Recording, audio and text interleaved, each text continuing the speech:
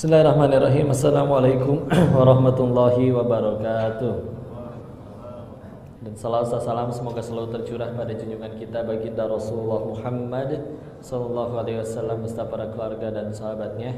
Dan semoga Allah sanggupkan kita istiqomah dalam meniti sunnahnya insyaallah.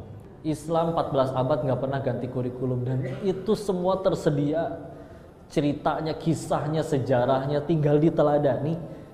Kadang mungkin kitanya aja, oh ayat pertama Iqra, oh kita juga rajin baca kok, baca komen, baca WA, baca grup, itu kan agak beda, bukan itu yang dibaca.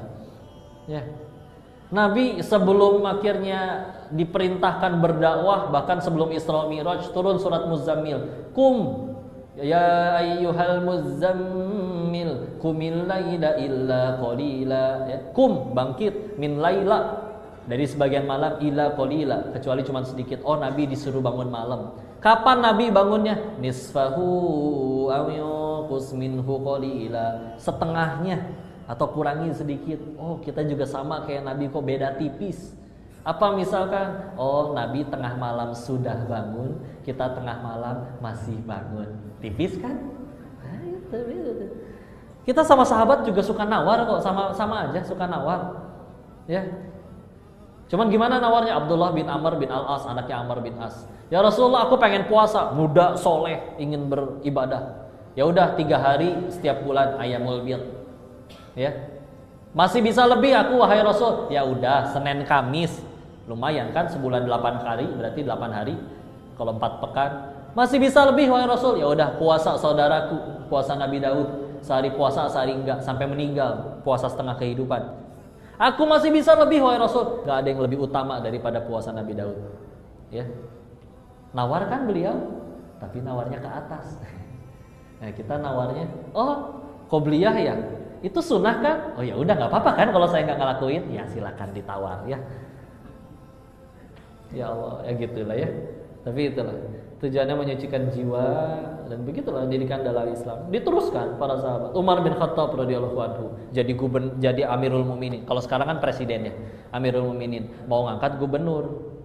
Datanglah calon gubernurnya, cagupnya nih ke kediaman pemimpin. Nyampe Sayyidina Umar lagi main sama cucunya. Ya, kita tahu segagah-gagahnya orang main sama anak kecil gimana kan? Ciluk. Enggak dijawab. Ciluk. Lucu ada konyol-konyolan. Si calon gubernur teh diriwayatkan teh kalau bahasa kitanya mah ilfil. Gini Umar, katanya setan dia takut ketemu Umar. Asa main sama bocah asa gimana gitu. Kelihatan ekspresi wajahnya sama Umar. Kamu kenapa mukanya kayak begitu? Enggak, maaf.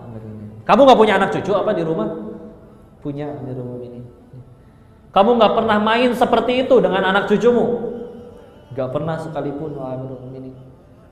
Ini rasanya menurunin izzah, nurunin wibawa. Apa kata Sayyidina Umar waktu itu? Pulang kamu sana. Gak usah jadi gubernur. Apa kekurangan saya? Engkau yang memanggil saya. Apa kekurangan saya? Apa jawaban beliau? Kalau kepada darah dagingmu sendiri saja engkau tidak bisa berkasih sayang, bagaimana engkau akan menyayangi umatnya Muhammad SAW? Kayak hati, atasan ke bawahan, guru ke murid, pemimpin ke hati. Kok ilmu penting ilmu ya. Tapi pernah ngelihat orang bicara pakai ilmu nggak pakai kasih sayang? Di lampu merah waktu itu lagi di Surabaya, ada bapak-bapak di lampu merah nunggu lampu merah sambil nahan panas. Di belakang ada yang telat ngerem, kesenggol lah spakbornya ya, bukan jidatnya ya. Kesenggol, yang kesenggol balik badan, marah, ngegebrak motor yang di belakang. Sabar dong. Innallaha ma'as-sabirin tahu. Betul gak ayatnya? Betul. Al-Baqarah 153 itu. Tapi karena cuman adanya amarah, tidak ada kasih sayang, berantem yang ada di situ. Ilmu penting demi Allah biar gak ngalor ngidul. Tapi ya gitulah, Nabi sayang kepada mereka, tujuannya menyucikan jiwa mereka. Sisanya mereka yang nanti ngikut. Ya. Gak sekedar bicara bikin pinter banget.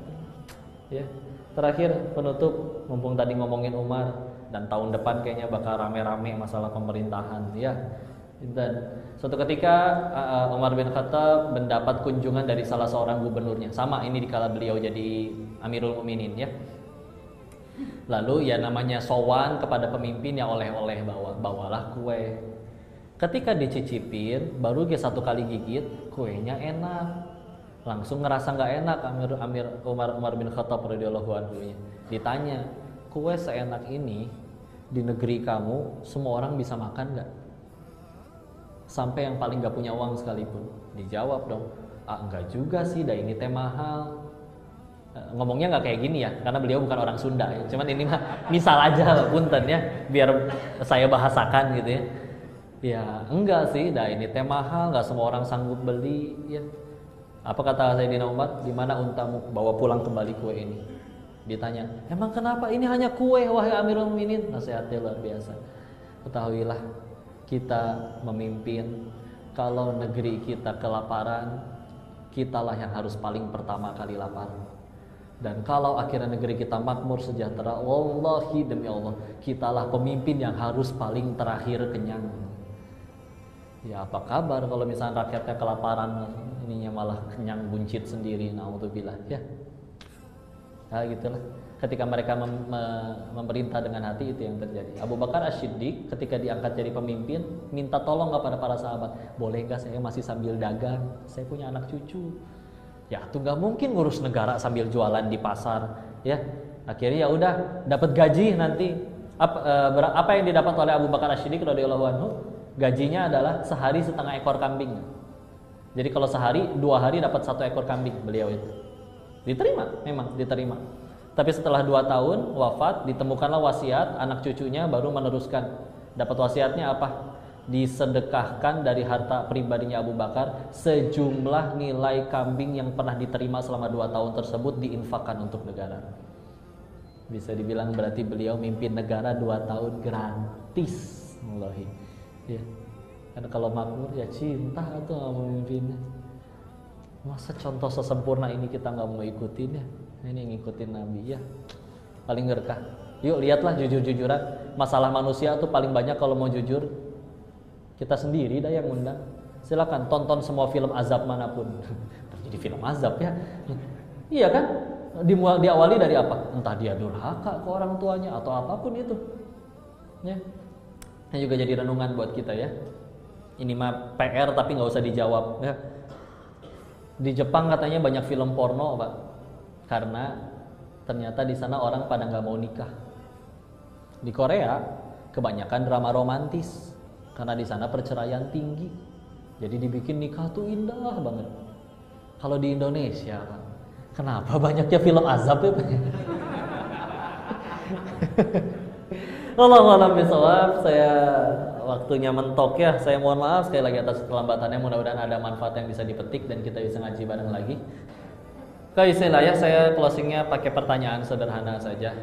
Tolong dijawab rame-rame sama-sama. 1, apa kita punya keinginan? Punya. 2, apa Allah juga punya keinginan?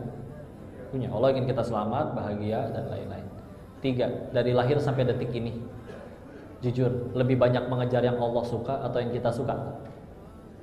Yang kita suka. Terus sejauh ini udah ngejar yang kita suka terus, bahkan sebagian cita-cita kita udah tercapai. Kenapa masih sulit bahagia? Sedangkan ada orang yang udah lebih sering mengejar yang Allah suka daripada yang dirinya suka. Dirinya dizolimi kayak diapain, tetap bisa lebih mudah bahagia. Maka harus berapa kali patah hati, sedih dan kecewa lagi, baru kita sadar bahwa bahagia itu bukan pada apa yang kita suka, tapi pada apa yang Allah suka. Ya. Mudah-mudahan ada manfaat yang bisa